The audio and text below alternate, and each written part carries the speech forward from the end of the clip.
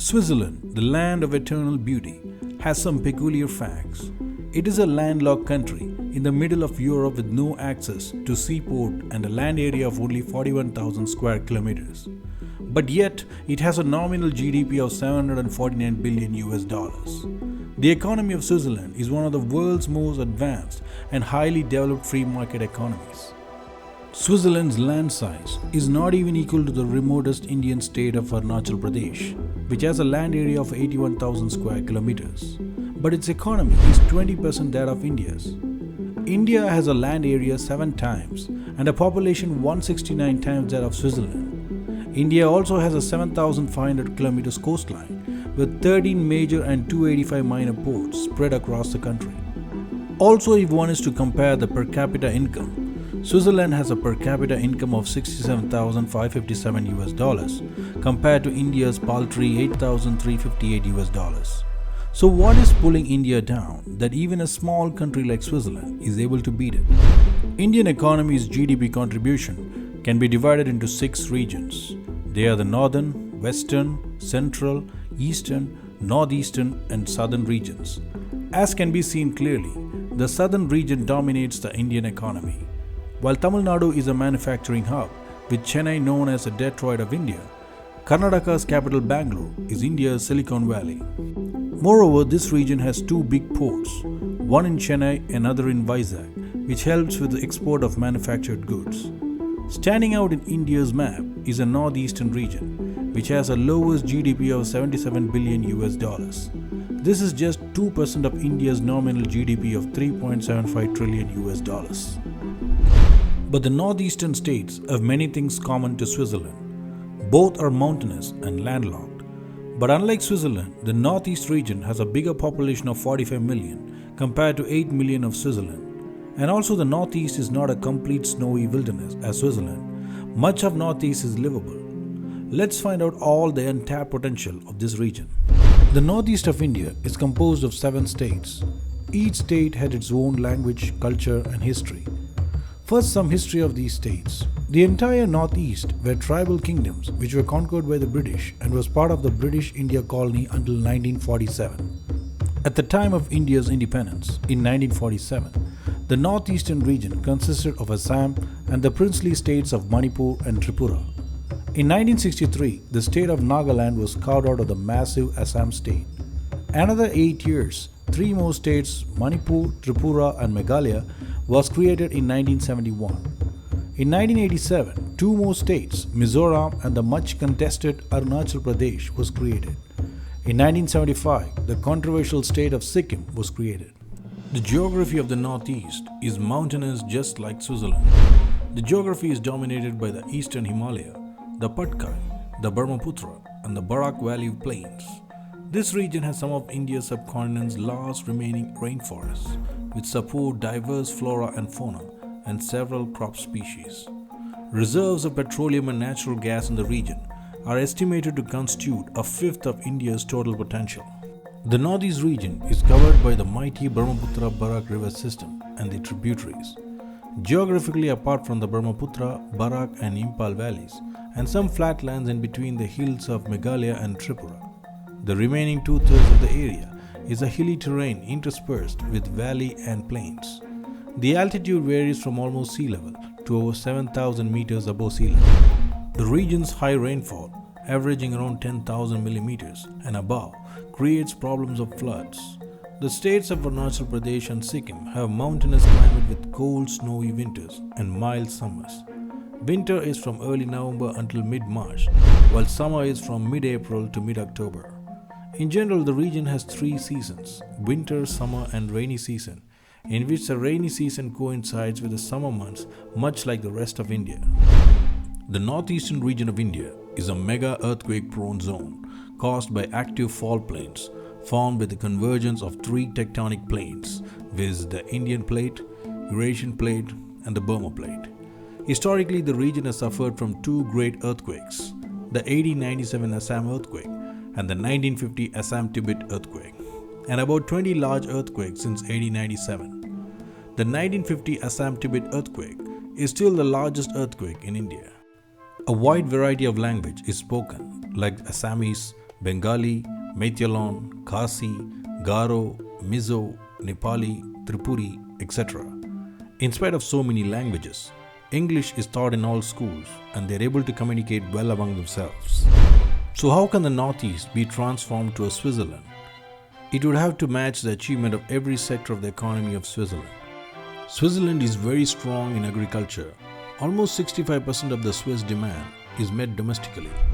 Everybody loves Swiss cheese. Dairy products such as cow's milk and world-renowned Swiss cheese make up a significant portion of the agricultural revenue. Livestock include cattle, pigs, sheep, horses and poultry.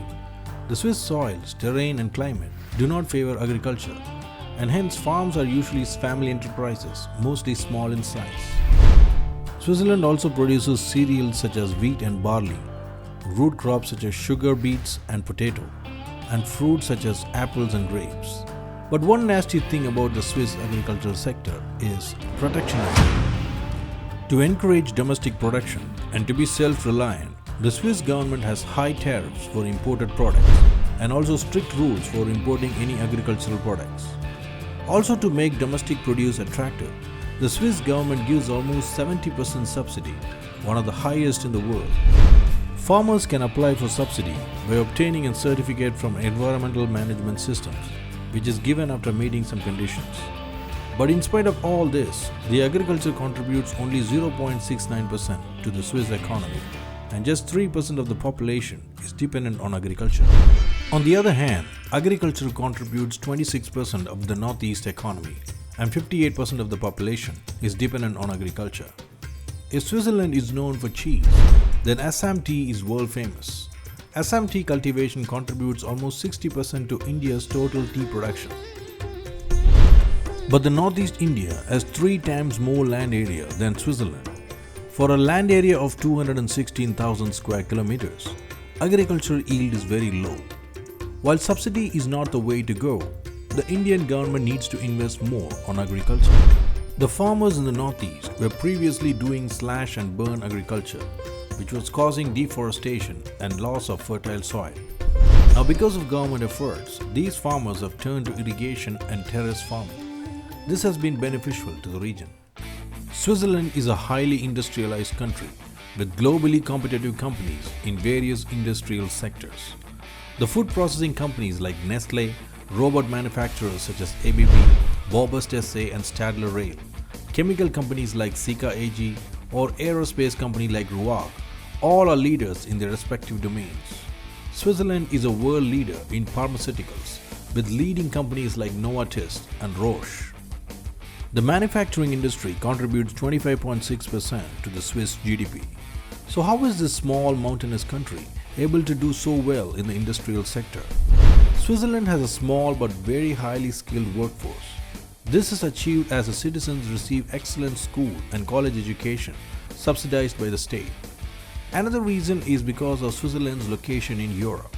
Swiss citizens are free to travel anywhere in Europe without a visa and other border restrictions. Switzerland has 12 universities and they are world class. Europe as a whole is a cradle of great ideas and innovations, and it is shared by all Europeans irrespective of their nationalities. The northeast of India is anything but industrial. The biggest companies operating of Northeast are in the field of petroleum and natural gas, and they're all state-owned. The Indian government has initiated the Act East policy and has greatly pushed for investment in the region. Announced on 21st March 2018, the Northeast Industrial Development Scheme encourages micro, small and medium enterprises to be set up in the Northeast region. Under the scheme, all private investments made in the Northeast would be tax-free for 5 years, 3% subsidy on working capital loans for 3 years, 20% subsidy on transport costs by rail and inland waterways. The government would also provide special capital infusion of Rs 50 million from the Central Capital Investment Fund for plant and machinery. Federal government will provide up to 3.67% of the employees' contribution to the Employees' Provident Fund. The region shares international borders with China, Tibet, Myanmar, Bangladesh, Nepal and Bhutan, and is considered to be of vital geopolitical and economic importance. Due to mountainous terrain, Transport infrastructure has been the weak point for developing the Northeast region. The government initiative includes building cross-border infrastructure to enable stronger international business and trade ties eastwards. This includes construction of roads and international highways and providing seaport and rail access to the benefit of firms doing business and trading across India, Bangladesh, China and ASEAN. As a shining example of this, the Indian government completed the Jiribam-Impal line in the state of Manipur, which is a 111 km long railway line project costing an whopping 13,809 crores or 1.76 billion US dollars. It includes 8 new stations, 62 kilometers of tunnels, 11 major bridges, 134 minor bridges, 4 overbridges and 12 road underbridges. This is the first time the state of Manipur got its first passenger rail line. The Northeast received another shot in the arm when Japan announced a $2 billion US dollars infrastructure fund as a part of Japan's free and open Indo-Pacific vision. Japan wants to counter the China's Belt and Road Initiative with investments in the southeast. Japan already has invested in Myanmar and wants to extend it to the northeast of India, a region which it sees as weak in infrastructure. Some of the projects funded by Japan include Guwahati Water Supply and Sewage Project in Assam, Northeast Road Network Connectivity Improvement Project in Assam, Meghalaya, Project for Renovation and Modernization of Umtru Stage 3 Hydroelectric Power Station in Meghalaya, Sustainable Forest Management in Tripura and Nagaland, Construction of Primary Schools in Manipur, Project on Capacity Enhancement for Sustainable Agriculture and Irrigation Development in Mizoram. Education is not a problem in the Northeast. There are more than 63 universities with a mix of state and privately owned institutions. The prestigious IIT, NIT and IIMs have their campuses in the Northeast, providing world-class education. Switzerland is a peaceful country. It's very independent and non-aligned to any superpowers. Switzerland is not part of NATO or any other military alliance. The same cannot be said about Northeast, where terrorist insurgency saw a rise in the early 1970s. The government of India claims that insurgency has seen a rapid decline in recent years, with a 70% reduction in insurgency incidents and an 80% drop in civilian deaths in the Northeast in 2019 compared to 2013. The 2014 Indian general election had an 80% voter turnout in all northeastern states, the highest among all states of India, according to the Indian government. Indian authorities claim that this shows the faith of the northeastern people in Indian democracy. While Switzerland, in spite of being in the heart of Europe, has managed to stay away from the 2 world wars, its meteoric development can be attributed to its proximity to European markets and influence. Northeast, on the other hand, started as a tribal land under the British rule and has come up to this level of development. It would be a matter of time the Northeast would become the next Switzerland of the East. If you like this video, please subscribe for more. Thanks for watching.